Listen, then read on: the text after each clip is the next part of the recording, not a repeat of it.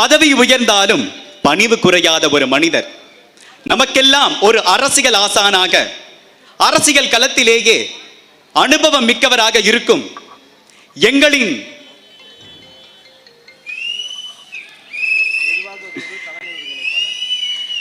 நிர்வாக குழு தலைமை ஒருங்கிணைப்பாளர் ஐயா KA செங்கோட்டையன் அவர்களை ஒரு பெரிய கரகோஷ ஒலியுடன் பேச அழைக்கிறேன்.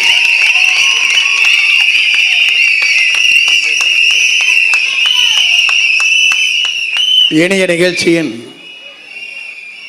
தலைமை பொறுப்பை ஏற்று இந்த நிகழ்ச்சிக்கு பெருமை சேர்த்து வருகிற சென்னை வடக்கு மேற்கு மாவட்டத்தினுடைய கழகத்தின் செயலாளர் என் அன்பிற்கினிய சகோதரர் MTC தனிகா அவர்களை சிறந்த நிகழ்ச்சியிலே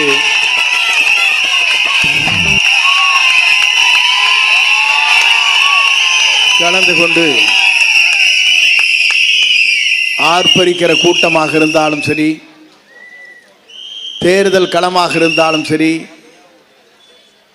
தேர்தலில் எப்படி பிரச்சார மேலாண்மையை பொதுச் செயலாக இருந்து ஆற்ற முடியும் என்ற ஆற்றல் படைத்த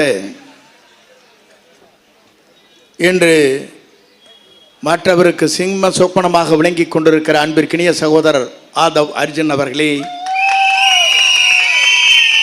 சிறந்த நிகழ்ச்சியிலே கலந்து கொண்டு எங்களுக்கெல்லாம் கழகத்தில் சிறந்த பணிகளை 30 ஆண்டு காலம் ஆட்சி இருக்கிற கழக பொதுச் செயலாளர் அன்பிற்கினிய அரிமன்னன் ஆனந்தன் அவர்களே சிறந்த நிகழ்ச்சியிலே எங்களுக்கு பிறகு சிறப்பான முறையிலே தன் கருத்துக்களை வழங்க இருக்கிற முன்னாள் சட்டப்பேரவை உறுப்பினர், தேர்தல் பிரச்சார குழுவினுடைய உறுப்பினர் அன்பிற்கினிய அருமை சகோதரர் பிரபாகரன் அவர்களே சிறந்த நிகழ்ச்சியிலே அவர் பேச்சை கேட்க வேண்டும் என்று ஆவலோடு அனைவருக்கும் கருத்துக்களை பரிமாறக்கூடிய கழக பரப்புரையாளர், என் நெஞ்சத்தில் நீங்கா இடத்தை பெற்றிருக்கிற அன்பிற்கினிய அருமையினன் நாஞ்சில் சம்பத் அவர்களே, கழகத்தின் துணை பொதுச் செயலாளர், ஆற்றல் மிக்க பேச்சாளர் அன்பிற்கினிய அருமை சகோதரர் ராஜ்மோகன் அவர்களே, சிறந்த நிகழ்ச்சியிலே கலந்து கொண்டிருக்கிற முனிவேல் அவர்களே, வினோத்குமார் அவர்களே, மைக்கேல் அவர்களே, ரமேஷ் அவர்களே, தினேஷ்குமார் அவர்களே, இந்த நல்ல நிகழ்ச்சியிலே கலந்து கொண்டு கருத்துக்களை வழங்கி இருக்கிற அன்பு சகோதரர் அசோக் அவர்களே, நம்முடைய கழகத்தின் தலைவர், எதிர்கால தமிழகத்தை ஆளப்போகிற தலைவர், அவர் நெஞ்சங்களில் நிறைந்து வாழ்ந்து கொண்டிருக்கிற கழகத்தின் அனைத்து நிர்வாகிகளே, அன்பிற்கினிய பெரியோர்களே, தாய்மார்களே, நண்பர்களே, உங்கள் அத்தனை பேருக்கும் என்னுடைய பணிவான வணக்கத்தை முதலில் நான் தெரிவித்துக் கொள்கிறேன். இந்த நிகழ்ச்சியை காணுகிற போது அன்பிற்கினிய அருமையனன் முன்னாள் சட்டப்பேரவை உறுப்பினர் அருமையண்ணன் புரசை பாபு அவர்கள் இந்த பகுதிக்கு பொறுப்பாளராக இங்கே நியமிக்கப்பட்டிருக்கிறார்கள் தேர்தல் களத்தில். அவரை பற்றி நான் சொல்ல தேவையில்லை. அவர் பொறுப்பாளர் என்று சொன்னாலே மற்றவர்களுக்கு சும்மா சொப்பனமாக விளங்கி கொண்டிருப்பவர் என்பதை நான் அறிவேன். என்னோடு பயணம் செய்தவர் அவர்.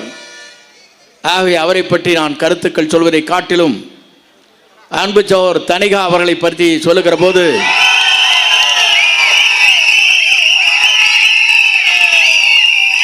நான் போக்குவரத்து கழகத்துடைய அமைச்சராக இருக்கிற போது தனிகா அவர்கள் NTCயிலே முதல் காலடி வைத்தார்கள். இன்றைக்கும் நான் பார்க்கிறேன், சிறந்த பண்பாளர், உழைக்கக்கூடியவர், உங்களை நேசிக்கக்கூடியவர் என்பதை நான் அறிவேன். அவருக்கு என்னுடைய பாராட்டலையும் நன்றியும் நான் தெரிவித்துக் கொள்கிறேன். ஏன் இதை சொல்லுகிறேன் சொன்னால், 20 ஆண்டு காலம் இந்த இயக்கத்திற்காக தன்னை அர்ப்பணித்தவர். நாங்களெல்லாம் இப்போது உங்களோடு இணைந்திருக்கிறோம். ஏனென்று சொன்னால், புரட்சி தலைவரோடு 1972 எங்கள் பயணங்களை துவங்கினோம். 77 26 வயதிலே சட்டமன்ற உறுப்பினராக நான் தேர்ந்தெடுக்கப்பட்டேன். 9 முறை சட்டமன்ற உறுப்பினராக பவனி வருகிற போது ஒரே மணித்துளி என்னை தூக்கி எறிந்து விட்டார்கள். தாக்கி பிடித்தவர் தான் நம்முடைய தளபதி என்பதை நான் அறிவேன். ஏன் இதை சொல்லுகிறேன் சொன்னால், அடையாளம் தெரியாதவர்களை அடையாளம் காட்டி என்னை எப்படி பயணப்படுத்தினார்கள் என்பது நம்ம அறிவோம். இங்கே அன்பிற்கினிய சகோதரர் இங்கே சொல்லுகிற போது சொன்னார்கள், நம்முடைய ஆதவ அர்ஜுனை பற்றி சொன்னார்கள். என்னை பொறுத்தவரையிலும் தலை சிறந்த தலைவராக திரைப்படத்தில் விளங்கியவர் போற்றலுக்குரிய ரஜினி அவர்கள். நான் அவரை பற்றி சொல்ல வேண்டும் என்று சொன்னால், 2019 நான் கல்வித்துறையில் பல்வேறு மாற்றங்களை உருவாக்குற போது அவர் ஒரே வரியை சொன்னார், தமிழ்நாட்டில் சிறந்த கல்வித்துறை அமைச்சர் என்று பாராட்டினார். நான் எதற்காக இதை சொல்லுகிறேன் சொன்னால், திறந்த மனது அவரிடத்திலே இருக்கிறது, மனிதனையும் அவரிடத்திலே இருக்கிறது, நேர்மையை பாராட்டுகிற சக்தி அவரிடத்திலே இருக்கிறது என்பதை என்னால் காண முடிந்தது. அப்படிப்பட்ட தலைவரை பற்றி இங்கே சில பேர் சில கருத்துக்களை சொல்லிக் கொண்டிருக்கிறார். எங்களை பொறுத்தவரையிலும் போற்றக்கூடியவர், பாராட்டக்கூடியவர், வாழ்த்தக்கூடியவர் என்பதை நான் இந்த நேரத்திலே தெரிவித்துக் கொள்கிறேன். நான் அதற்கு மேலே ஒன்றை சொல்ல வேண்டும் என்று சொன்னால், எல்லோரும் இன்றைக்கு நினைக்கிறார்கள், நாளை தமிழகத்தை ஆளப்போகிறவர் யார்? நாளை தமிழகத்தில் உங்களால் ஆளப்போகின்றவர் தான் நம்முடைய தளபதி என்பதை நான் நாட்டு மக்கள் அனைவரும் உணர்ந்து கொண்டிருக்கிறார். நான் இதை சொல்வதற்கு காரணம், எல்லோரும் சொன்னார்கள், கூட்டணியிலேயே நீங்கள் என்ன செய்ய போகிறீர்கள் என்று கேட்டார்கள். 1972 இந்த இயக்கத்தை புரட்சி தலைவர் துவங்குகிறார். 77 தேர்தல் களத்தில் நிற்கிறார். பொது தேர்தலில் நிற்கின்ற போது எல்லோரும் சொன்னார்கள், திராவிட முன்னேற்ற கழகத்தை சார்ந்தவர் மற்றவரும் சொன்னார்கள், இது திரைப்படத்தை போல 100 நாள் தான் ஓடும் என்றார். ஆனால் தமிழ்நாட்டின் வரலாற்றில் அவர் உயிருள்ளவரை அவரான் தமிழ்நாட்டுடைய நிரந்தர முதலமைச்சர் என்ற வரலாற்றை படைத்தார். அதற்கு பிறகு அம்மா மதித்தார் செய்தார். இன்றைக்கு சில பேர் சொல்லுகிறார்கள், நாளை தமிழகத்தை ஆளப்போவது நம்முடைய தளபதியை தவிர எவராலும் முடியாது என்ற வரலாற்றை நாம் படைப்போம். இருக்கிற நண்பர்கள் சொல்கிறார்கள், நான் கேட்கிறேன், இந்திய நாட்டின் வரலாற்றில், தமிழகத்தின் வரலாற்றில் நம்முடைய தலைவர் தலைமையாங்கி பொறுப்பேற்றதற்கு பிறகு அவர் இருக்கும் வரை தமிழ்நாட்டின் நிரந்தர முதலமைச்சர் வரலாற்றை படைக்கிற தலைவராக திகழ்வார். அதை யாராலும் மாற்றி காட்ட முடியாது. நான் எதற்காக சொல்லுவேன் சொன்னால், ஆண்டவர்கள் ஆண்டு கொண்டிருப்பவர்கள் ஒரு தூய்மையான ஆட்சியை தமிழகத்திலே தர வேண்டும் என்பதுதான் அவருடைய லட்சிய பயணமாக இருந்து கொண்டிருக்கிறது.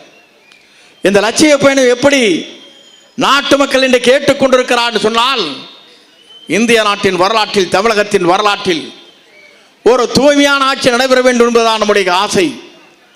ஆனால் அதே நேரத்தில் நாம் எண்ணி பார்க்கிறோம், தலைவரை பார்க்கிறோம், அம்மாவை பார்க்கிறோம். நான் இன்றைக்கு தளபதியை காணுகிறேன். நான் இன்றைக்கு சொல்வதற்கு காரணம், எத்தனையோ தலைவரிடத்திலே நான் பழகி இருக்கிறேன். நான் உங்களிடத்தை ஒன்றை சொல்ல விரும்புகிறேன், அவருடைய மனிதனையும் எப்படி இருக்கிறது என்பதற்கு. நான் அம்மா படத்தை தான் வைத்துக் கொண்டிருக்கிறேன். நான் என்ன செய்வது என்று நினைத்து வேலூர் பொதுக்கூட்டத்திலே அவர் பேசுவதற்கு முன்னால் அம்மா படம், அவர் வணங்கி கொண்டிருக்கிற படம், தலைவர் படத்தை வைத்து நான் வேலூர் கூட்டத்திலே சென்ற போது அவர் அதை எண்ணிப்பாக கவனித்து விட்டார். அடுத்த நாள் என்னை அழைத்தார் தனியாக, சார் அம்மா படத்தையே வச்சுக்கிது, அப்போ தான் எனக்கு மகிழ்ச்சியாக இருக்குன்னார். எந்த தலைவர் சொல்வார்? இது வரலாற்றில் அப்படிப்பட்ட தலைவர். நான் எதற்காக நேசிக்கிறேன் என்று சொன்னால், 50 ஆண்டு கால உழைப்பை ஒரே நொடிப்புள்ளில் தூக்கி எறிந்தவரும் இருக்கிறார்கள். ஆனால் அம்மா படத்தை நீங்கள் 25 ஆண்டு காலம் தாங்கி பிடித்துக் கொண்டிருக்கிறீர்கள். அப்படி இருக்கிற போது அதைத்தான் நான் பார்க்கிறேன், மகிழ்ச்சி அடைகிறேன் என்று சொன்னார். நான் எதற்காக இதை சொல்கிறேன் சொன்னால், உங்களுக்கு தெரியாத ஒன்றல்ல, தனிகா பல ஆண்டுகளாக என்னோடு பழகியவர். நான் இன்றைக்கு பார்க்கிறேன். ஏனென்று சொன்னால், அவருடைய உழைப்பவருக்கு உயர்வு கிடைத்திருக்கிறது. இங்கே உழைத்துக் கொண்டிருக்கிற நீங்கள் அத்தனை பேரும் பொறுப்பிலே இருக்கிறீர்கள். ஆனால் இன்றைக்கு வியாபாரம் நடைபெற்றுக் கொண்டிருக்க ஒரு புறத்தில் இதை தகர்த்திருக்கிற சக்தி ஆரிடத்திலே இருக்கிறது என்றால் தமிழ்நாட்டிலே ஒரே தலைவருக்கு தான் இருக்கிறது, அதுவும் நம்முடைய தூய தலைவராக இருக்கிற தளபதிக்கு மட்டும்தான். இது யாராலும் மாற்றி காட்ட இயலாது. எப்படி நல்லாட்சியை தமிழகத்தில் நடத்த வேண்டும் என்று சிந்தித்துக் கொண்டிருக்கிற தலைவர், மற்றவரை எப்படி நேசிக்க வேண்டும் என்கிற தலைவர், அறுபட்டுமல்ல இங்கே இருக்கின்றவர் சொல்லுகிறார்களே, நான் இன்றைக்கு கேட்கிறேன், நான் எங்கே சென்று கொண்டிருக்கிறது என்பதை நீங்கள் எண்ணி பார்க்க வேண்டும். அதைத்தான் தலைவர் மலைக்கடலே பாடுகிற போது சொன்னார், இன்னும் எத்தனை காலம்தான் ஏமாற்றுவார் இந்த நாட்டிலே, சொந்த நாட்டிலே, நம் நாட்டிலேனார். எப்போ பாடிட்டு போன பாட்டு இப்போ வருது. எத்தனை காலம்தான் ஏமாற்றுவார் இந்த நாட்டிலே, சொந்த நாட்டிலே, நம் நாட்டிலேனார். இதுதானே உங்களுக்கு குஷியா இருக்குது. நம்ம வேகம் வேறு. அதை விட ஒன்றை பாடினார், ஒன்று எங்கள் ஜாதியே, ஒன்று எங்கள் நீதியே, உழைக்கும் மக்கள் யாவரும் ஒருவர் பெற்ற மக்கள் எனார். அதைத்தான் நம்முடைய தலைவர் இன்றைக்கு பின்பற்றி கொண்டு நம்முடைய தலைவருடைய லட்சியம், கொள்கை அனைத்துமே எல்லோரும் ஒன்றுதான் என்ற தத்துவத்தை நிறைவேற்றி கொண்டிருக்கிற தலைவராக நம்முடைய தளபதி விளங்கி கொண்டிருக்கிறார் என்பதை என்னால் காணப்படுகிறது.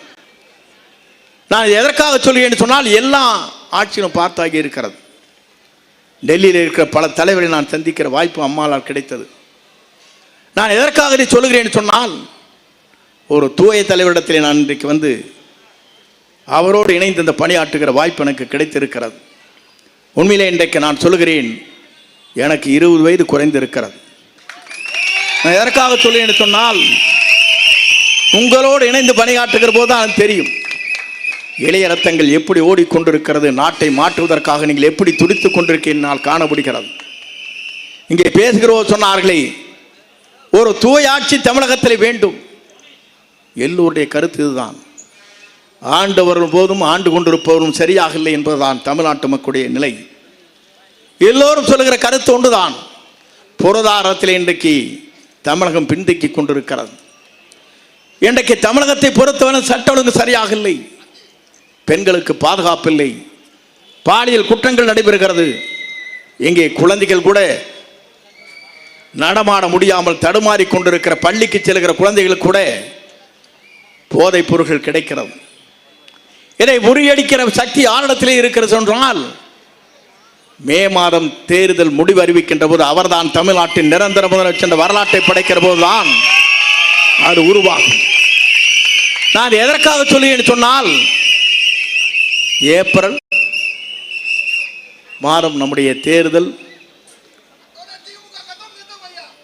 தேர்தலுடைய பதிவு செய்கிற நாள் 23. நான் நினைத்து பார்த்தேன், அன்றைக்கெல்லாம் நம்முடைய தேர்தல் களத்திலே பூத்திற்கு நீங்கள் வாருங்கள் வாருங்கள் என்று நம்முடைய பூத் கமிட்டி அழைப்பார்கள். சலிச்சு போய் 6:30 மணி 7 மணிக்கு வந்து நிற்பாங்க கியூவில்.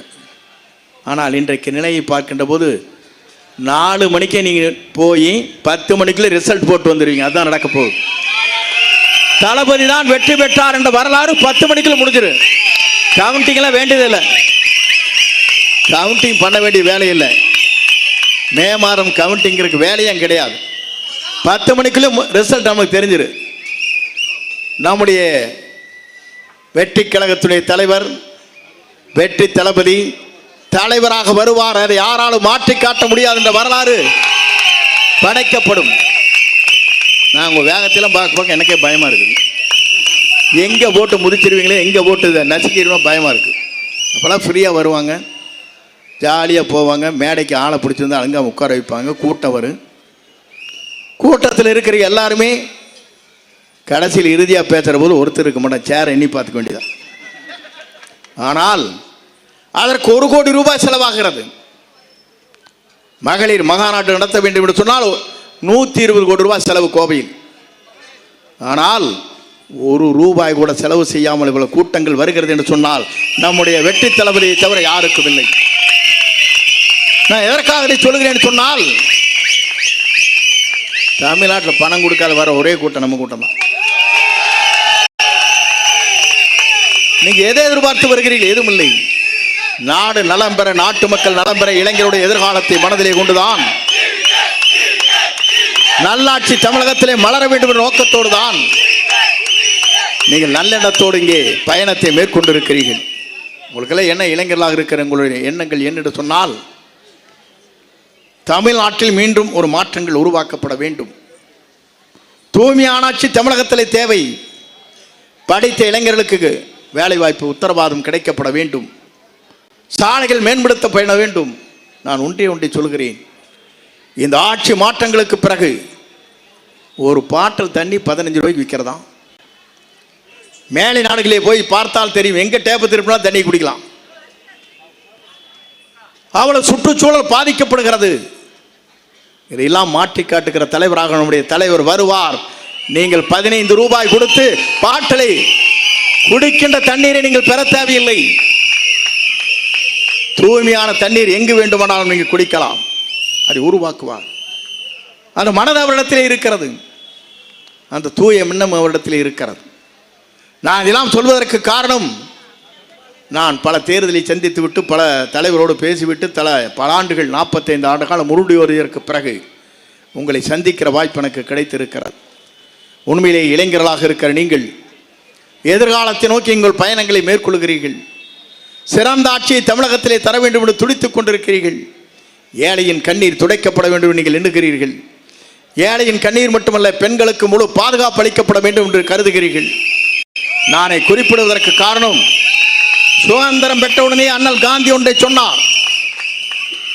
ஒரு பெண் நல்லறிவிலே நகை அணிந்து விட்டு நல்லறிவிலே நடந்து செல்கிற போது அந்த பெண்ணிற்கு எப்படி பாதுகாப்பு இருக்கிறதோ, அன்றைக்கு தான் கெட்ட சுதந்திரம் முழுமையாக பெற்றிருக்கிறது என்று அண்ணல் காந்தி சொன்னாரே. இந்த பெற்ற சுதந்திரத்தை மீண்டும் தமிழ்நாட்டில் நிறுத்தி காட்டக்கூடிய ஒரே தலைவர் நம்முடைய வெற்றி தலைவரை தவிர எவராலும் முடியாது என்ற வரலாற்றை நான் படைப்போம் அப்படின்னு சொல்லிட்டாரு. பட்டன் வச்சிருப்பான், டச் பண்ணா போது 5 நிமிஷம் வந்துருவான்ட்டாங்க. இவங்க என்ன வச்சிருக்காங்கன்னா பட்டன் வச்சிருக்காங்க. அவன் தூக்கிட்டு போய் 3 நாள் கழிச்சு விடுறான். எவ்வளவு எண்ணங்கள், தூய்மையான எண்ணங்கள் நீங்கள் நினைத்து பார்க்க வேண்டும். ஒவ்வொரு வாகனத்தையும் பட்டன் இருக்க டச் பண்ண போதும் 5 நிமிடத்தில் அங்கே பாதுகாப்பு அளிப்பதற்கு தனிப்படை அமைக்கப்படுவது நேரடியாக என்னுடைய கண்காணிப்பில் இருக்கும். பெண்களுக்கு முழு பாதுகாப்பு அளிக்கப்படும் என்று சொன்ன ஒரே தலைவர் நம்முடைய தலைவர் என்பதை நீங்கள் மறந்துவிடக்கூடாது. நாம் எல்லாரும் சொல்றோம், தூய்மையான ஆட்சி தமிழகத்திலே கொண்டு வருவோம் என்று சொன்னால் எப்படி கொண்டு வருவீங்க, எப்படி கொண்டு வருவீங்க, ஆளுக்காள் பேசுறாங்க. நம்மை தாக்குவது யார் என்று சொன்னால் 23 கட்சிகள் நம்மை தாக்கி கொண்டிருக்கிறது. நம்ம ஒருவரை பற்றி என்ன காரணம்? மீண்டும் தமிழ்நாட்டில் இவர்தான் வருவார், அதை யாராலும் தடுக்க முடியாது என்ற நிலையை புரிந்து கொண்ட காரணத்தின் அடிப்படையிலே தான் நம்முடைய தளபதி ஆழ்வார். நான் இன்றைக்கு சொல்லுகிறேன், இந்த ஆண்டு 2026 நான் உங்களுக்கு ஒன்றை குறிப்பிட விரும்புகிறேன். தேசிய கொடி ஏற்றி வைப்பவர் நம்முடைய தளபதி மட்டும் தானே தவிர யாரும் இல்லை என்பதை குறிப்பிட்டு காட்டி உங்களை வாழ்த்தி விடைபெறுகிறேன். நன்றி, வணக்கம்.